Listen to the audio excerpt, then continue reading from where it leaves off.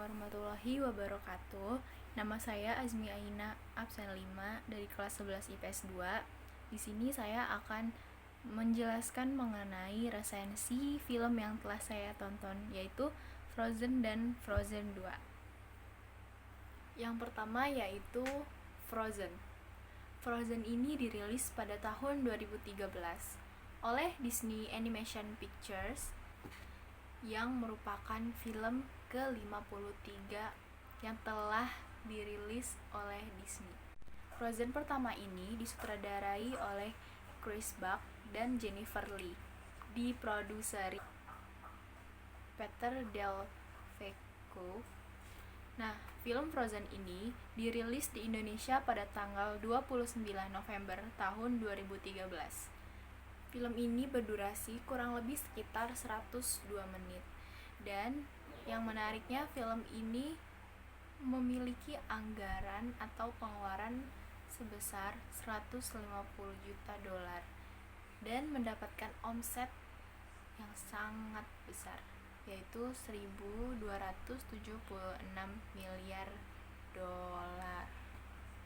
Nah, selain itu, Frozen ini juga memenangkan award, yaitu yang pertama Best Animated Feature dan Best Original Song.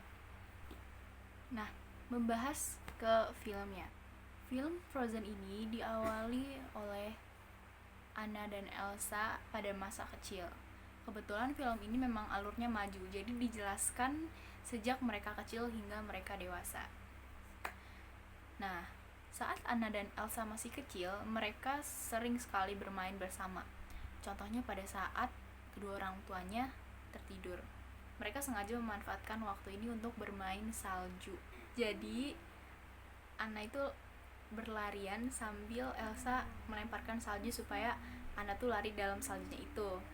Nah, tiba-tiba tanpa sengaja si Elsa itu melemparkan saljunya ini ke arah Anna karena Anna tuh terlalu cepat ya dan tidak berhati-hati juga. Kemudian kedua orang tuanya bersama para pengawalnya ini langsung membawa Elsa dan Anna menuju koloni Trolls. Sesampainya di sana, mereka menemui seorang troll yang bernama Grandpappy. Di situ ia membantu menghapuskan ingatan-ingatan Anna tentang kekuatan Elsa. Menghapusnya menjadi sebuah ingatan tentang Elsa dan Anna yang bermain salju biasa tanpa tahu kalau kakaknya ini sebenarnya memiliki kekuatan salju. Dan setelah itu, Grandpappy memberitahu bahwa di masa depan nanti Elsa kekuatan itu akan semakin besar. Kekuatan itu yang akan menyerang ketakutan Elsa nantinya.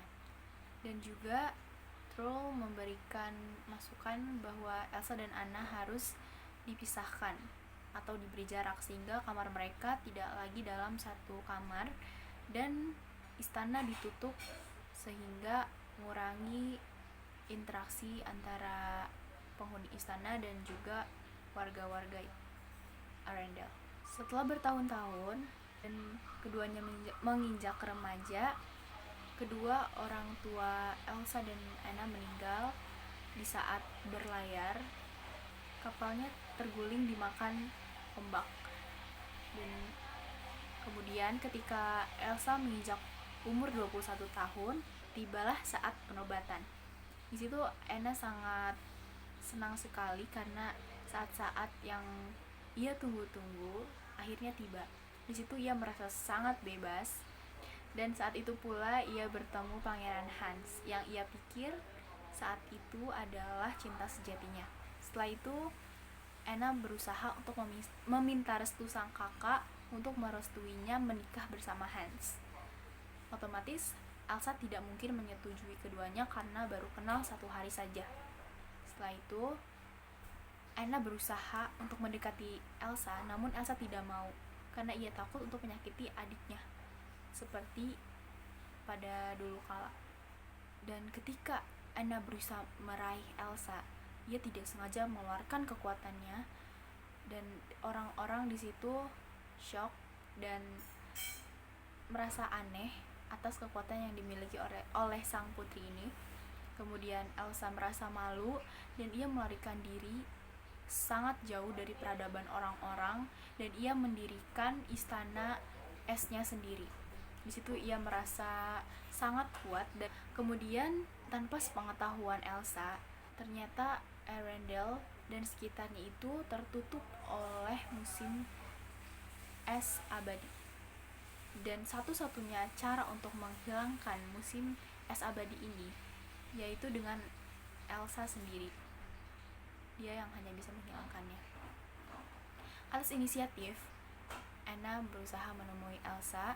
Setelah ia menemui Elsa, terjadi perdebatan. Elsa tanpa disengaja menyakiti Anna dengan membekukan hatinya. Kemudian Anna dan kawan-kawannya ini diusir oleh Elsa melalui salju raksasa.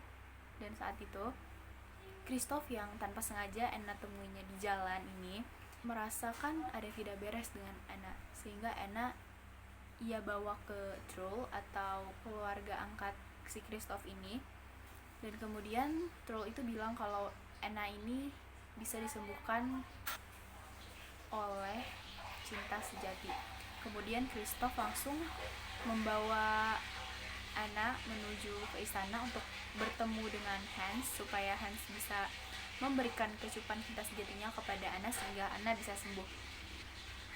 Di samping itu, Hans berhasil menerobos istana Elsa dan berhasil menculik Elsa ke kastil dan kemudian mengeksekusi Elsa.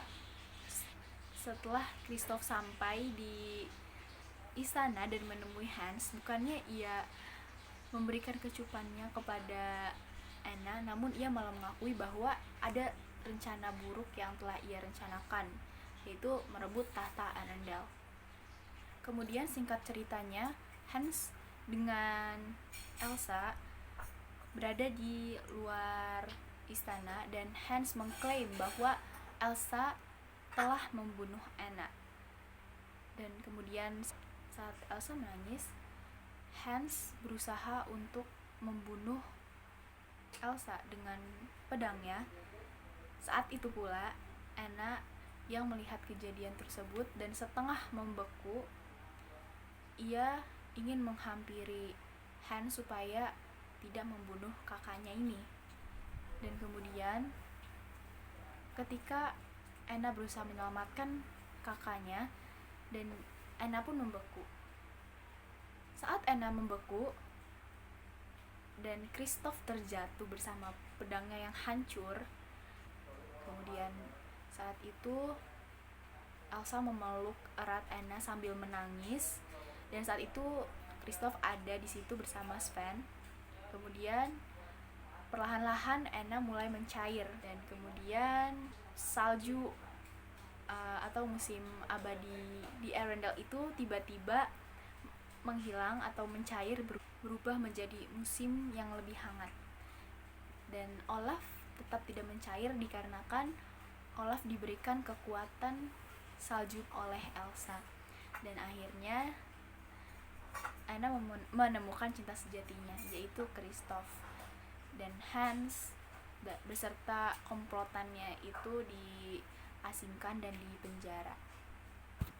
Dan kedua saudari itu akhirnya bersatu kembali, dan Elsa pun berjanji kepada Anna untuk tidak mengunci istana lagi. Itu dia cerita atau alur tentang Frozen yang pertama ini. Kemudian lanjut di Frozen yang kedua, sebenarnya sedikit banyak perbedaan antara Frozen yang sebelumnya dengan Frozen yang sekarang, yaitu di Frozen kedua ini terdapat alur mundur, sehingga terjadi alur campuran antara alur maju dan juga alur mundur. Ini diawali dari kisah seorang Anna dan Elsa yang masih kecil, yang masih sering bermain salju. Di saat Elsa dan Anna sedang bermain salju di kamarnya, saat itu orang tuanya, terutama ayahnya, yang menceritakan masa kecil yang pernah ia alami bersama kakeknya, yaitu kerajaan pertama Arendelle yang bernama Raja Ranerd. Nah, Raja Ranerd ini melakukan perjanjian dengan suku tetangganya yang bernama suku Notuldra. Jadi Notuldra ini suku yang sangat erat kaitannya dengan sihir-sihir. Jadi mereka ini memiliki kekuatan sihir, yaitu ada api, air, udara, dan juga unsur bumi. Nah, dalam perjanjian ini, kerajaan Arendelle membuat sebuah bendungan di antara hutan ajaib dengan kerajaan Arendelle ini. Namun ternyata terjadi sebuah perkelahian yang membuat roh-roh dalam hutan tersebut marah. Dan ternyata kakeknya Elsa dan Anna meninggal. Si ayah dari Elsa dan Anna ini Agnar. Jadi ayahnya Elsa dan Anna ini berhasil selamat karena ada seseorang yang menyelamatkan ibunya ketika ia pingsan. Dan kemudian sampailah pada 3 tahun tepat saat Elsa dilantik menjadi ratu. Saat itu, Elsa yang sedang berada di balkon, tiba-tiba ia mendengarkan suara misterius yang seolah-olah memanggilnya. Namun, ia tidak menghiraukannya. Tetapi tetap saja ia penasaran dari mana asalnya suara tersebut. Hari demi hari, suara tersebut tetap menghantui telinga Elsa. Sampai ia mencari tahu dari mana sih asal suara tersebut. Dan setelah ia mengikuti suara tersebut dan membalas suara yang menghampirinya, tanpa sengaja ia membangunkan roh-roh yang ayahnya ceritakan dulu, yaitu roh-roh yang berasal dari hutan ajaib ini. Dan roh-roh ini mengganggu Arendelle, yang menyebabkan warga-warga Arendelle harus mengungsi ke tempat yang lebih aman. Tidak sampai di situ, lantas Elsa, Anna, dan kawan-kawannya seperti Kristoff dan Sven dan juga Olaf, mereka semua menelusuri asal suara tersebut dan sampailah kepada hutan ajaib ini. Dan mereka ini berhasil memasuki hutan ajaib tersebut yang seharusnya tidak bisa dimasuki, dan bahkan kalau ada orang yang memasuki hutan tersebut tidak akan kembali lagi karena hutan tersebut tertutup oleh kabut. Sesampainya mereka di sana, Elsa berhasil menaklukkan roh-roh yang ada di sana. Contohnya seperti roh angin yang berwujud angin tornado. Ia berhasil menaklukkannya dan membuat tornado tersebut berubah menjadi bongkahan es yang membentuk ibunya dan ayahnya. Dan di situ ia mendapatkan clue bahwa ibunya ini seorang Notuldran dan ayahnya ini Arendellan. Jadi keduanya ini merupakan anak dari 2 suku atau 2 kubu yang berbeda, dari kubu Arendelle dan juga kubu Notuldran. Dan kemudian akhirnya mereka tahu bahwa ayah mereka ini diselamatkan oleh ibunya sendiri. Kemudian tiba-tiba ada roh api yang berhasil juga Elsa taklukkan dan berubah menjadi sesosok salamander. Nah, sosok salamander ini akhirnya bersahabat juga dengan Elsa. Saat itu Kristoff dan Sven berpisah dengan rombongan Elsa, Anna, dan juga Olaf. Mereka pergi ke utara dan menemukan bongkahan kapal yang terbengkalai, bekas kedua orang tuanya tenggelam. Dan di situ mereka mencari clue yang berada di kapal tersebut. Akhirnya mereka menemukan sebuah peta yang memiliki rute menuju Atolan.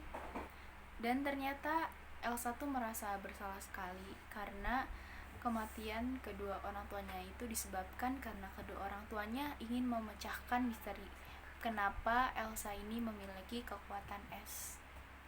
Akhirnya, atas inisiatif, Elsa dan Anna ingin menelusuri pulau tersebut. Ya, ketika Anna ingin ikut dengan Elsa untuk menelusuri pulau tersebut, tapi Elsa tidak ingin adiknya ikut dengannya karena terlalu berisiko dan berbahaya juga untuk keselamatan adiknya dan Olaf. Akhirnya Elsa menyingkirkan Anna dan Olaf ke tempat yang lebih aman. Dalam perjalanan, ia bertemu sosok kuda di laut yang dapat ia taklukkan juga, sehingga kuda itulah yang mengantarnya menuju Pulau Notuldran. Sesampainya Elsa di Pulau Notuldran, ia menemukan kunci jawaban dari suara misterius tersebut, yang ternyata suara tersebut adalah yaitu ibunya sendiri.